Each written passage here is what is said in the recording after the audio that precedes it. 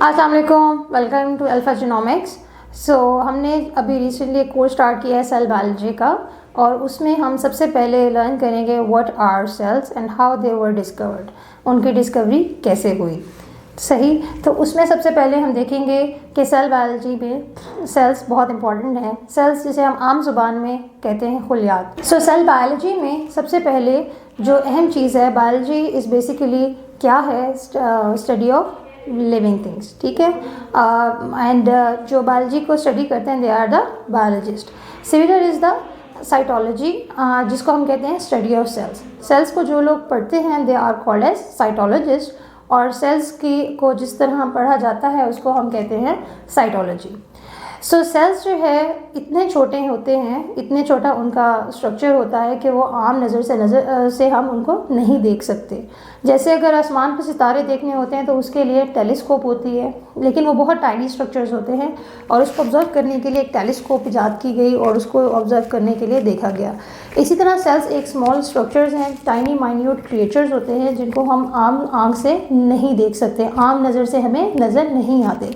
उसके लिए हमें कोई ऐसी चीज़ चाहिए थी जिससे हम उसकी रेजोल्यूशन बढ़ा सकें, जिससे हम उसको बड़ा करके देख सकें और इस साइड उसकी स्टडी कर सकें। तो सेल की डिस्कवरी ही तब शुरू हुई जब माइक्रोस्कोप की इजाद हुई। Microscope was the first ever thing that was used to for the study of the cells. Discovery of cells में सबसे पहले जो चीज़ बहुत इंपॉर्टेंट है वो है माइक्रोस्कोप की डिस्कवरी। माइक्रोस्कोप बेसिकली क्या चीज़ है? माइक्रोस्कोप एक ऐसा इंस्ट्रूमेंट है जिससे हम किसी भी चीज़ की मैग्नीफिकेशन बढ़ा देते हैं, हर वो चीज़ जो आम आँख से निगाह से हम नहीं देख सकते, जिसकी रेजोल्यूशन ज़्यादा होती है, वो टाइनी स्मॉल स्ट्रक्चर्स जिनको हम बहुत ही ज़्यादा, जो आम आँख से जिन्हें हम नहीं देख सकते, हम उनको देखते हैं with the help of microscope. Microscope जो है सबसे पहले डिस्कवर जब तक नहीं हुई थी तब तक सेल्स के बारे में किसी को कोई नॉलेज नहीं था। सेल्स के बारे में नॉलेज तब पता चला जब माइक्रोस्कोप की डिस्कवरी हो गई। माइक्रोस्कोप की डिस्कवरी कैसे हुई, उसमें बहुत ज़्यादा साइंटिस्ट इन्वॉल्व थे और वन आफ्टर अनदर बहुत सारे साइंटिस्ट आते गए और वो उस पर रिसर्च करते गए और थ्योरीज देते गए, और अल्टीमेटली जो चीज़ सामने आई वो एक सेल थ्योरी थी जो आज तक एग्जिस्ट करती है कि सेल्स क्या होते हैं। इससे पहले कि हम सेल थ्योरी की तरफ जाएं, ये चीज़ हमारे लिए जानना बहुत ज़रूरी है कि सेल्स की डिस्कवरी कैसे हुई। सबसे पहले माइक्रोस्कोप ईजाद की गई और बहुत सारे साइंटिस्ट थे उसमें इन्वॉल्व थे, और ये when this happened in the mid of 16th century. 16वीं सदी के दरमियान में जो है माइक्रोस्कोप ईजाद हुई, और उसके बारे में सबसे पहले जो माइक्रोस्कोप की डिस्कवरी हुई उसमें जो नुमाया काम जिसने किया वो एक साइंटिस्ट थे, his name was Robert Hooke. Robert Hooke ने सबसे पहले क्या किया था, he was an English scientist, basically he was a microscopist. ठीक है, वो माइक्रोस्कोपिस्ट डिज़ाइन थे, वो माइक्रोस्कोप्स डिज़ाइन करते थे, खुद बनाया करते थे, और डिफरेंट मैग्नीफिकेशन के क्लास उसके अंदर शीशे जो है वो एंटर किया करते थे, क्लासेस डाला करते थे ताकि उसकी रेजोल्यूशन बढ़े और वो डिफरेंट चीज़ें देख सकें। उसकी ऑब्जर्वेशन क्या थी, व्हेन ही वाज लुकिंग, वो ये देखते थे कि जो डिफरेंट हनी कॉम जो कॉर्क सेल्स उसने ऑब्जर्व किए थे, जो वाइन बॉटल्स को जो क्लोज करती है हनी कॉम, उसने ये देखा था कि आखिर उसमें ऐसा क्या स्ट्रक्चर है कि हनी कॉम के कॉर्क सेल्स में ऐसा क्या स्ट्रक्चर है जिसकी वजह से जो है एयर स्पेसेस जो है उसमें ट्रैप हो जाती हैं। So what he did was that, उसने उसका क्रॉस सेक्शन किया, उसने उस कॉर्क सेल्स को कट करके देखा। जब उसने कट करके देखा और उसने माइक्रोस्कोप के नीचे देखा तो उसने देखा कि उसके अंदर जो स्ट्रक्चर की अलाइनमेंट थी वो कुछ इस तरह थी जैसे हनी कॉम हो, यानी शहद का छत्ता। उसकी शक्ल बिल्कुल वैसे थी और उसके स्ट्रक्चर जो है एक एक सेल्स की तरह थे।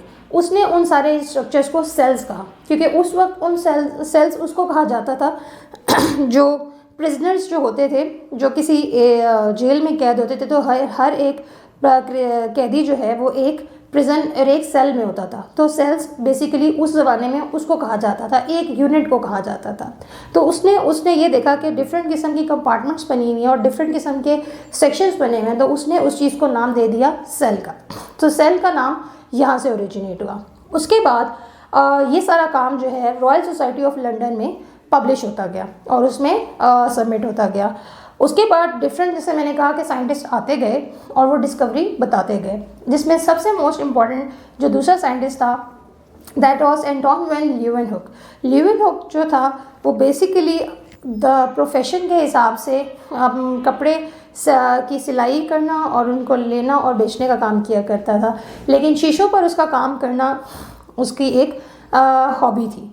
तो वो डिफरेंट किस्म के शीशे जोड़ता था और मैग्नीफिकेशन देखता था और अपनी ऑब्जर्वेशन नोट करता था, और वो सारा काम जो था वो रॉयल सोसाइटी ऑफ लंदन को भेजा भी करता था। अंटिल 50 ईयर्स 50 साल तक जो है एंटोनी वैन ल्यूवेनहुक का कोई काम पब्लिश नहीं हुआ, अनलेस जब तक रॉबर्ट हुक को बताया गया उनकी डिस्कवरीज के बारे में। इन्होंने क्या डिस्कवरी की थी, एंटोनी वैन ल्यूवेनहुक ने इन्होंने ड्रॉप ऑफ पॉड ऑब्जर्व किया था माइक्रोस्कोप के नीचे, और उसके अंदर कुछ क्रीचर जो है वो मूव कर रहे थे। दे वर प्रोटोजोन्स एक्चुअली। सो वो अब मूव कर रहे थे एंड ही कॉल्ड देम एनिमल्सक्यूल्स। उन्होंने कहा कुछ ऐसे मॉलिक्यूल्स हैं जो एनिमल लाइक स्ट्रक्चर लग रहे हैं लेकिन और वो मूव भी कर रहे हैं, इसलिए हम उन्हें कहते हैं एनिमलक्यूल्स। सो एंटोनी वैन ल्यूवेनहुक ने basically he was a Dutch man, he was not scientist. वो बेसिकली साइंटिस्ट नहीं थे, बट उनकी क्योंकि हॉबी थी ग्लासेस को देखना, ऑब्जर्व करना, तो उन्होंने बहुत सारी चीज़ें जो हैं फिर डिस्कवर की और फिर इस तरह से एनालाइज की। और दूसरी चीज़ जो उन्होंने किया था, उन्होंने सेल्स देखे थे, उन्होंने बैक्टीरिया भी जो सबसे पहले ऑब्जर्व किया था वो एंटोनी वैन ल्यूवेनहुक ने ही किया था। और दूसरी चीज़ उन्होंने देखे थे अपने माउथ सेल्स, और दूसरा पानी के अंदर जो ब्लैक पेपर है उसको डाल के माइक्रोस्कोप के नीचे ऑब्जर्व किया था। और इस तरह से है उन्होंने बताया था कि how we can see the molecules under the microscope.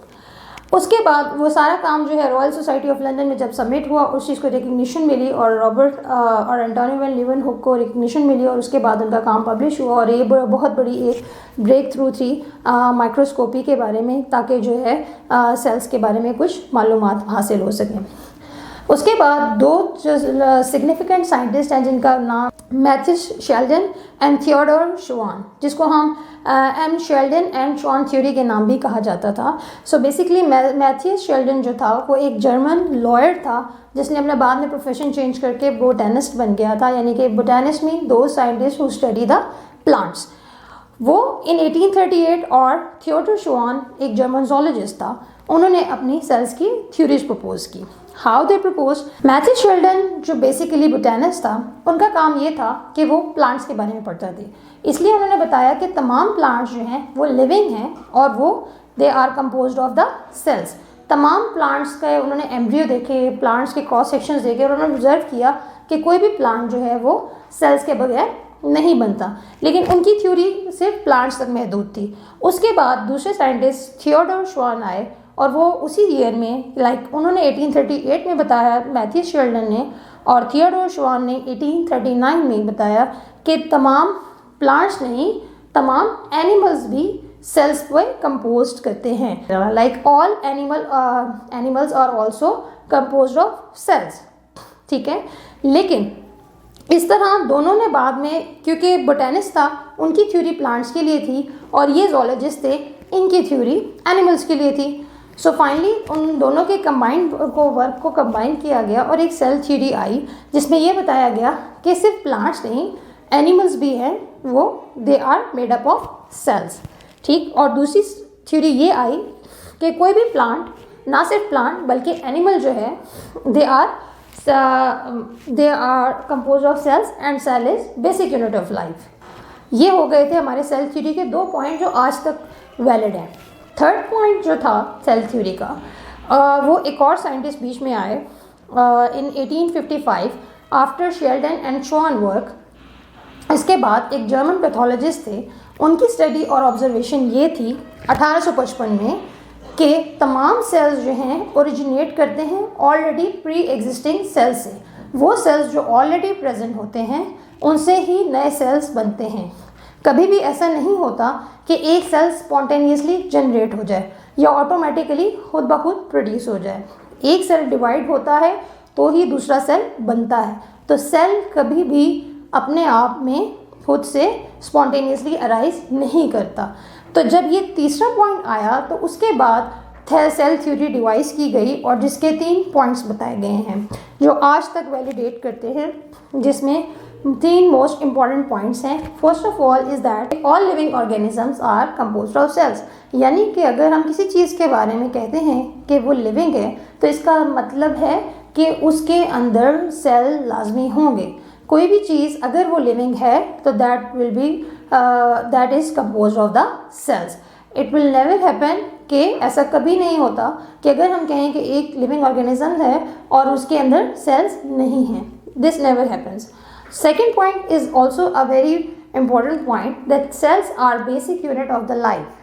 कोई भी लाइफ उस वक्त तक एग्जिस्ट कर ही नहीं सकती जब तक सेल्स ना हो, और अगर किसी भी लाइफ की बेसिस हैं वो सेल्स पे ही बिलोंग करती हैं। सेल्स किस तरह हैं, जैसे अगर हम मसल्स की बात करते हैं, हमारी मूवमेंट होती है तो मसल सेल्स होते हैं, हमारे नर्वस सिस्टम की बात हो तो न्यूरोनल सेल्स होते हैं, ठीक है। अगर हमारे हार्ट की बात होती है तो कार्डिक सेल्स होते हैं, और अगर हार्मोन्स की बात की जाए तो ग्लैंड सेल्स होते हैं। इसी तरह हमारे हर सिस्टम के लिए सेल डिज़ाइन है। तो किसी भी चीज़ की फंक्शनिंग के लिए लिविंग सिस्टम की यूनिट, किसी भी चीज़ की बुनियाद अगर कही जाए तो वो क्या है, सेल्स है। और this third one and the last one, that all cells arise from pre-existing cells। जो मैं पहले भी बता चुकी हूँ कि सेल्स कभी भी स्पॉन्टेनियस जनरेशन उनमें नहीं होती। सेल्स हमेशा एक ऑलरेडी प्री एग्जिस्टिंग सेल से प्रोड्यूस होते हैं, यानी कि प्री एग्जिस्टिंग सेल, जो सेल पहले प्रोड्यूस हो चुका है वो मल्टीप्लाई करेगा, वो डिवाइड करेगा और उससे नया सेल प्रोड्यूस हो सकता है। वो डिप्लॉयड हो सकता है, वो डिप्लॉयड हो सकता है, उसकी नेचर डिफरेंट हो सकती है, लेकिन वो हमेशा प्रोड्यूस प्री एग्जिस्टिंग सेल से ही होगा।